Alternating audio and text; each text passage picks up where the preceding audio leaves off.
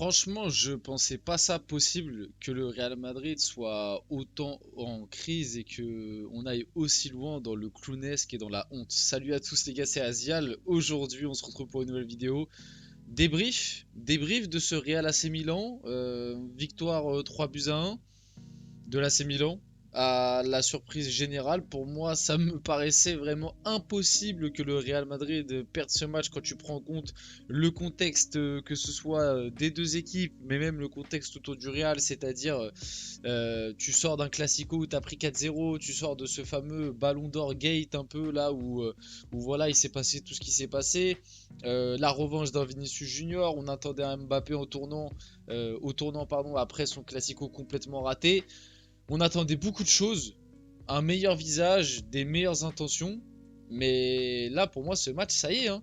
Pour moi, ce match, ça y est, c'est vraiment le truc qui te fait basculer dans ce Real est en danger. Ce Real fait peur. Ce Real, attention à pas vraiment passer une sacrée saison de crise.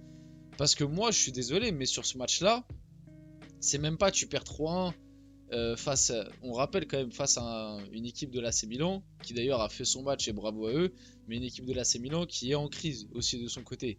Il y a encore de cela quelques jours, ça demandait la tête du coach. Il y a Raphaël Leao qui était sur le banc, qui était placardé. Enfin bref, il n'y a rien qui va du côté de l'AC Milan depuis le début de saison. Et ils sont venus au Bernabeu et ils t'ont dominé.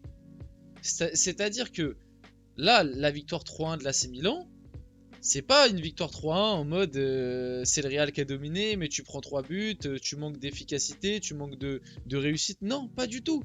L'AC Milan, pour moi, a dominé. Le Real a eu son petit temps fort en fin de match parce que l'AC Milan a reculé et le Real a essayé de pousser pour revenir au score sur les 10-15 dernières minutes. Mais avant ça, avant les 10-15 dernières minutes, le Real n'a quasiment pas existé. N'a quasiment pas existé. On va directement passer au compo. N'hésitez pas, je suis désolé, je vous ai même pas dit bonjour. Du coup, je suis parti direct dans le débrief. J'espère que vous allez tous très bien. Même les supporters du Real. N'hésitez pas, le petit like, le petit commentaire, le petit partage, ça fait plaisir. C'est ça qui permet à la chaîne de se développer. En ce moment, en plus, vous répondez plus d'au présent. Donc, je vous remercie par rapport à ça. Et on va pouvoir directement passer au compo. Parce qu'il y a beaucoup de choses à dire. Je suis désolé s'il y a des fans de l'AC Milan sur cette vidéo, mais je vais me concentrer principalement sur le Real. Je vais dire un petit mot sur l'AC Milan, notamment sur certaines prestations qui ont été très bonnes, hein. On va parler du petit milieu là, le petit milieu hollandais, c'est très fort. C'est très très fort. Déjà l'année dernière, il avait fait mal au PSG, à mon PSG, mais ouais, c'est très solide. Et il avait fait aussi un bon Euro. Bref, côté Real, on avait Lunin, Militao, Rudiger, Ferland Mendy, Vasquez, Chouamini, Valverde, Modric, Bellingham. Bon, en réalité, c'était pas un milieu encore une fois en losange. Ça, c'est pareil, Ancelotti, au bout d'un moment, moi, je comprends plus. Il va en conférence de presse, il nous dit si, vous inquiétez pas, Bellingham, il va retrouver le même rôle qu'il avait l'année dernière, ne vous inquiétez pas. On arrive en match, ça n'a rien à voir. C'est-à-dire que face au Barça, Bellingham, il a joué milieu droit, là il l'a mis milieu gauche. Et il a mis Valverde à droite et il a mis au centre Chouamini, Modric. Autant dire que ça a été catastrophique. Et du coup devant, Vinicius Mbappé. Franchement, par où commencer? Je sais même pas. Le seul où, on va dire, qui a été correct, parce qu'il prend quand même 3 buts, c'est Lunin. Franchement, c'est Lunin. C'est le seul qui a été correct.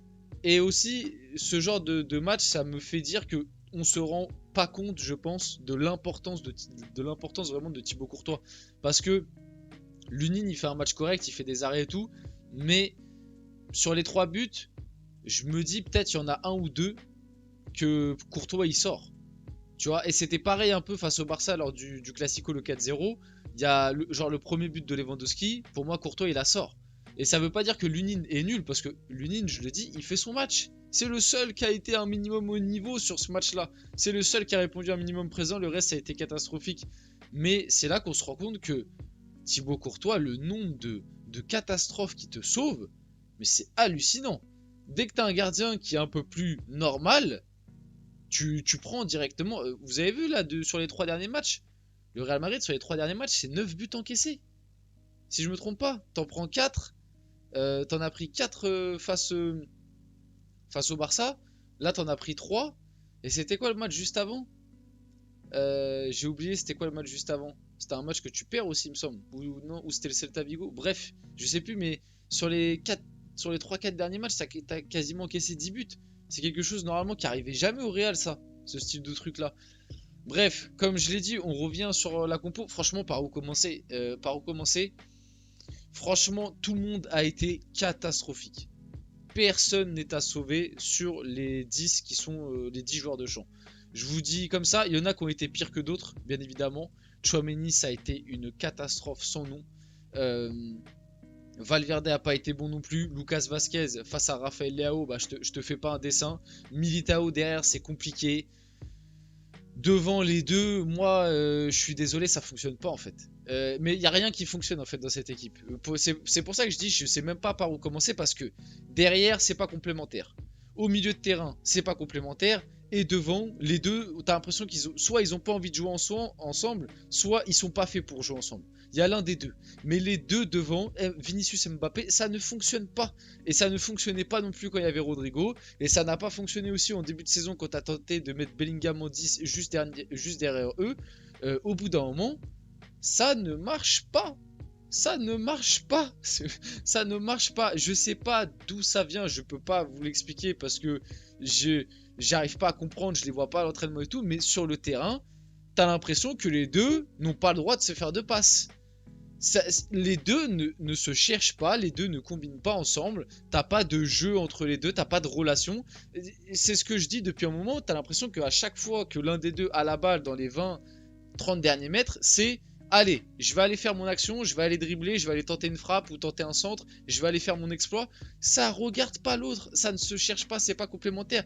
Ça n'a rien à voir avec la complémentarité et la relation qu'avait Vinicius Rodrigo. Et moi je le dis et c'est clair et net, si le Real veut essayer de retrouver un semblant de compétitivité, il faut enlever Mbappé. Et je dis pas faut enlever Mbappé parce que Mbappé est foncièrement nul.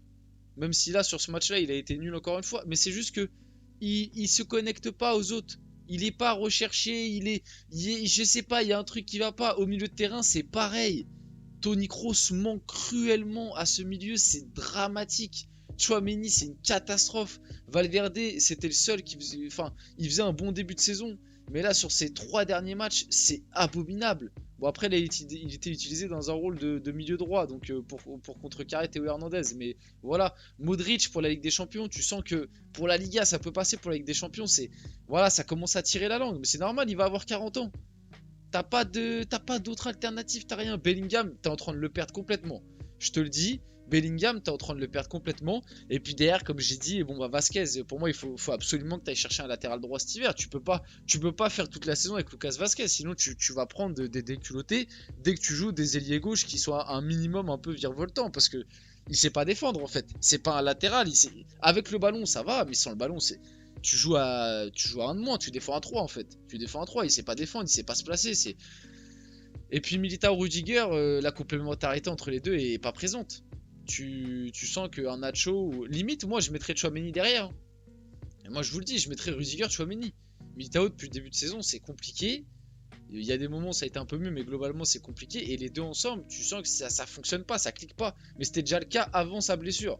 Avant sa blessure, c'était déjà le cas. Rudiger Militao, ça fonctionnait pas souvent, c'était plus à la bas avec l'un des deux. Moi, je mettrais Tchouaméni, honnêtement. Je mettrais Tchouaméni Rudiger et au milieu de terrain, mais c'est le problème, c'est que t'as personne au milieu, quoi. Mais c'est ça le truc, c'est que tu joues à 2 attaquants, t'as 26 attaquants sur le banc. T'as Rodrigo, t'as Arda Güler, t'as Brahim Diaz, t'as Hendrick, et peut-être que j'en oublie encore. Voilà, t'as 26 attaquants pour 2 rôles, et en plus, les 2 mecs de devant, tu les sors pas. Donc en fait, ça sert à rien d'avoir des attaquants sur le banc. Mais alors, par contre, des milieux de terrain, là où t'as besoin, t'as personne. T'as Ceballos, voilà, qui était au placard depuis 2 ans. Que Ancelotti, vas-y, il s'est dit bon, allez, je le tente, on sait jamais. La compo côté AC Milan, si je dois vite faire ressortir des joueurs que j'ai bien aimé, Reinders, bien évidemment, Leao qui a été très bon, et le dernier, Pulisic qui fait un très bon début de saison en plus, et décisif d'ailleurs sur le corner, le but du 1-0 de Malik Thiaw. C'est Vinicius qui a égalisé sur penalty d'ailleurs. Le penalty, bon, je pense que déjà, je vous l'annonce, demain, il va y avoir des penalty gates, 100%, parce que là, c'est Vinicius qui l'a tiré, et je crois, de ce que j'ai compris, il y a quelques images où on voit Mbappé un peu tirer la gueule, donc 100%, il y aura des penalty gates demain. De toute façon, je pense que demain, côté Espagne, ça va s'enflammer sur le Real, mais bref. Le penalty, on va dire qu'il y a, mais il n'y a pas grand chose. Sa place est sur le terrain, merci, parce que c'est vrai que la Raphaël Leao, depuis le début de saison, était placardé. Il a fait très mal. C'est d'ailleurs grâce à lui qu'il y a le deuxième but de Morata. D'ailleurs, le deuxième but, est-ce qu'on peut parler de la perte de balle de Tchouaméni?